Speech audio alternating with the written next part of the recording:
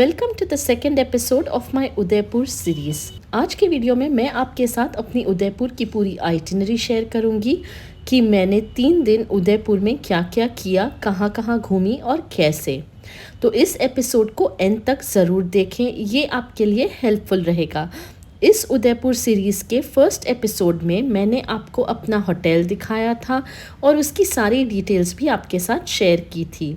तो अगर वो वीडियो आपने नहीं देखा तो उसकी लिंक आपको डिस्क्रिप्शन बॉक्स में मिल जाएगी, ज़रूर देख लेना। चलिए वीडियो शुरू करते हैं। मैं पहुंची थी उदयपुर फ़्लाइट से शाम के अराउंड 4 बजे। तो फर्स्ट डे मैंने घूमना शुरू किया अराउंड 6 बजे। हमने जो टैक्सी प्री बुक की थी वो थी राधे श्याम जी की टैक्सी। उनका कॉन्टैक्ट नंबर आपको डिस्क्रिप्शन बॉक्स में मिल जाएगा। उन्होंने हमें 3 दिन अच्छे से घुमाया फिराया, बट वो दिन की शुरुआत करते थे सुबह के 10:30 बजे से। पर हम अर्ली राइजर्स हैं और हम तैयार हो जाते थे अराउंड 9:30 बजे। तो हमें अराउंड 1 घंटा यूं ही होटल में टाइम पास करना पड़ता था। इसके अलावा हमें उनकी सर्विसेज से कोई दिक्कत नहीं हुई। पहले दिन शाम के 6:30 बजे हमको वो लेकर गए थे एक कल्चरल शो दिखाने। ये 1 घंटे का शो था in an air condition auditorium. Traditional dances थे और कुछ कठपुतली के डांस भी थे। इस शो का एंट्री चार्ज था 280 रुपीज़ पर पर्सन, जो मुझे काफ़ी एक्सपेंसिव लगा। अगर आपके पास टाइम कम है तो आप इस शो को देखना स्किप कर सकते हैं। उसके बाद हम गए फतेह सागर लेक के प्रोमेनेड पर थोड़ा टाइम पास करने। वहाँ पर लेक के पानी को छोड़ा गया था क्योंकि लेक बहुत भर चुका था। तो हमें ये अमेजिंग वाटरफॉल देखने को मिला। आप देख सकते हैं पानी किस फोर्स से गिर रहा है। बस फिर हमने डिनर किया और सो गए। नेक्स्ट डे सुबह हम वापस फतेह सागर लेक गए क्योंकि हमें वहाँ पर स्पीड बोट का राउंड करना था। अराउंड 3 मिनट्स का ये राइड था, पर स्पीड बोट में काफ़ी मज़ा आया। इसका कॉस्ट था अराउंड 200 रुपीज़ पर पर्सन। उसके बाद राधे श्याम जी हमें लेकर गए उदयपुर की फेमस पंडित जी की लेमन टी पिलाने, जो सच में काफ़ी अच्छी थी। चाय एंजॉय करने के बाद हम गए सहेलियों की बाड़ी, जो पंडित जी की दुकान से 5 मिनट की ही दूरी पर थी। इसका एंट्रेंस चार्ज बहुत नॉमिनल था, कुछ 20 रुपये के आसपास। यहाँ पर ब्यूटीफुली मेंटेन्ड गार्डन्स हैं, कई सारे फाउंटेन्स हैं। यहाँ आप गाइड भी ले सकते हैं, बट फ्रैंकली मुझे गाइड की कोई ज़रूरत महसूस नहीं हुई। तो मेरी एडवाइस माने तो यहाँ पर गाइड के पैसे वेस्ट ना करें। यूं ही बस गार्डन्स घूमें, एंजॉय करें और ढेर सारी फ़ोटोज़ खिंचाएं। तो सहेलियों की बाड़ी घूमने के बाद हम पहुँचे सज्जनगढ़ बायोलॉजिकल पार्क। ये एक छोटा सा ओपन ज़ू काइंड ऑफ है। इसका एंट्री चार्ज काफ़ी नॉमिनल था, कुछ 30 या 40 रुपीज़ के आसपास। बट अंदर जाकर अगर आप गोल्फ कार्ट में सफारी करना चाहते हैं तो गोल्फ कार्ट हायर करने का चार्ज है 472 रुपीज़, जो मुझे काफ़ी महंगा लगा। 20 मिनट का राउंड होता है और यहाँ पर आपको ईमू, कुछ डियर्स, लायनेस, क्रोकोडाइल, बस इतने ही एनिमल्स देखने को मिलते हैं। हाइना, बेयर, लेपर्ड के एनक्लेव्स तो थे, पर हमें इनमें से कुछ भी दिखा नहीं। ओवरऑल मुझे ये जगह कुछ ज़्यादा पसंद नहीं आई। तो अगर आपके पास टाइम कम है तो आप यहाँ जाना बिल्कुल स्किप कर सकते हैं। इसके बाद हमने किया लंच, और लंच के बाद हम गए सिटी पैलेस, जिसकी एंट्री फ़ीस काफ़ी ज़्यादा है, अराउंड 400 रुपीज़ पर पर्सन।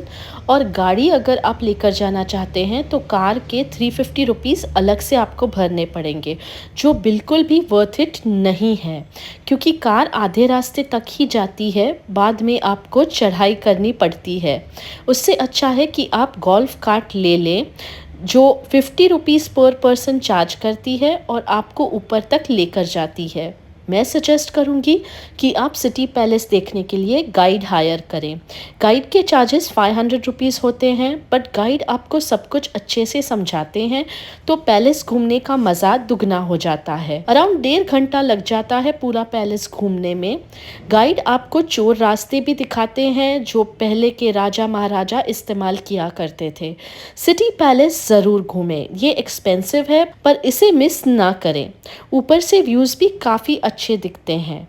सिटी पैलेस की पार्किंग से भी आप बोट राइड कर सकते हैं लेक पिचोला पर वो आपको काफ़ी महंगा पड़ेगा।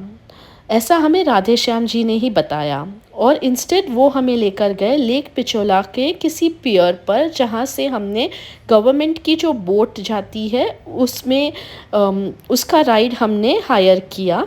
ये 30 सीटर बोट होती है और अराउंड 20 मिनट्स का लेक पिचोला का राइड होता है। इसमें हम सिटी पैलेस की बैक साइड पर गए, ताज लेक पैलेस देखा, जग मंदिर आइलैंड देखा, वहाँ रुके नहीं और फिर हम वापस पियर पर आ गए। इस 30 सीटर बोट राइड का कॉस्ट था अराउंड 180 रुपीज़ पर पर्सन। इस बोट राइड के बाद अराउंड 6 बजे के आसपास राधे श्याम जी ने हमें वापस होटल पर छोड़ा। नेक्स्ट डे हम निकले सुबह 10:30 बजे करनी माता टेम्पल रोपवे के लिए। वहाँ इतनी भीड़ थी कि क्या ही बताऊँ आपको। टिकट की लाइन में 20 मिनट खड़े रहे, फिर नंबर लगाकर 1 घंटा खड़े रहे। फाइनली हमारा नंबर आया और हमने प्राइवेट केबल कार ली थी जिसका चार्ज था कुछ 160 या 170 पर पर्सन और हम 4 लोग थे। ऊपर पहुंचकर कुछ देर व्यूज़ एंजॉय किए और फिर नीचे आने के लिए नंबर लिया। फिर आधा घंटा लाइन में रुके और एट लास्ट नीचे वापस आए। पूरी सुबह हमारी इसी में निकल गई। इस बात से हम थोड़ा सा फ्रस्ट्रेट हो गए थे, बट अब क्या करें, भीड़ ही इतनी थी। इसके बाद हम गए उदयपुर के फेमस हाथीपोल मार्केट में। यहाँ आपको ड्रेस पीसेस, कुर्ताज, जूतीज़, मोजरीज मिल जाएंगी। ट्रेडिशनल राजस्थानी प्रिंट्स के बेडशीट्स भी मिल जाते हैं। डबल बेड, सिंगल बेड दोनों आपको ऑप्शन मिल जाएंगे। प्राइसेस यहाँ पर काफ़ी इकोनॉमिकल होते हैं, बट आप अपने हिसाब से बार्गेन भी कर सकते हैं। ज्वेलरी, होम डेकोर और राजस्थानी सोवेनियर्स भी आपको यहाँ से मिल जाएंगे, तो आप यहाँ से खरीद कर घर ले जा सकते हैं। ट्रेडिशनल चनिया चोलीस भी रंग बिरंगी कलर्स में आपको यहाँ पर मिल जाएंगी।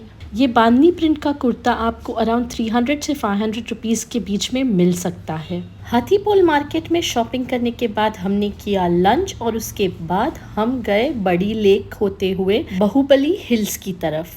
यहाँ थैंकफुली भीड़ नहीं थी, बट चढ़ाई काफ़ी है यहाँ पर। अराउंड 20-25 मिनट्स की अच्छी खासी माउंटेन ट्रैक ऊपर तक आपको करनी पड़ती है, तब जाके आप टॉप पर पहुँचते हैं और वहाँ से व्यूज़ आप एंजॉय कर सकते हैं। तो अगर आप यहाँ जाने का प्लान कर रहे हैं तो अच्छे वॉकिंग शूज़ पहनकर ज़रूर जाना। व्यूज़ ऊपर से काफ़ी अच्छे हैं, तो यहाँ जाना तो हमारा वसूल हो गया। बाहुबली हिल्स पहुँचने की जो राइड है वो भी काफ़ी सीनिक थी। मतलब चारों तरफ अरावली माउंटेन्स और बीच में बड़ी लेक, बहुत खूबसूरत लग रहा था।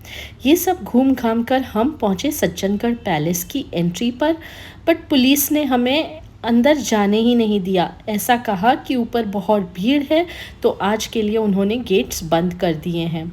तो राधे श्याम जी ने सजेस्ट किया कि हम अमराई घाट पर सनसेट एंजॉय करने जाएं, बट दिक्कत ये थी कि ओल्ड उदयपुर में बड़ी गाड़ियां नहीं जा पाती, तो उन्होंने हमसे कहा कि हम ऑटो कर लें। अराउंड 100 रुपीज़ में ऑटो हमें अमराई घाट ले गई।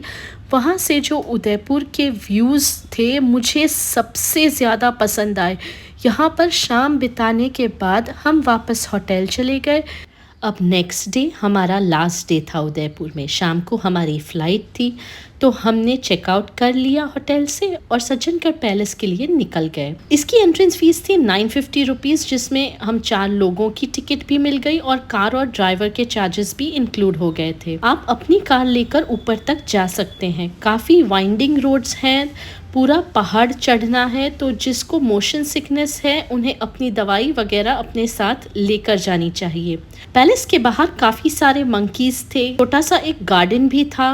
अंदर से पैलेस कुछ ज़्यादा खास नहीं था। कमरे तो लॉक्ड रहते हैं, क्योंकि मैंने सुना है ये रात में हॉन्टेड पैलेस बन जाता है। सच झूठ मैं नहीं जानती, पर जैसे जैसे दिन चढ़ता है यहाँ भीड़ काफ़ी बढ़ जाती है। तो अगर आप यहाँ आना चाहते हैं तो मेरी एडवाइस है कि सुबह सुबह ही आ जाएं। हम कुछ देर यहाँ रुके, नज़ारे एंजॉय किए और फिर नीचे आ गए, और अभी भी हमारे पास कुछ टाइम बचा था, तो हम चले गए अंडर द सन एक्वेरियम देखने। एक्वेरियम की एंट्री फ़ी थी अराउंड 130 रुपीज़ पर पर्सन। एक्वेरियम ज़्यादा बड़ा नहीं था और कुछ खास भी नहीं था। बट हमारा हाफ एन आवर एसी में टाइम पास ज़रूर हो गया।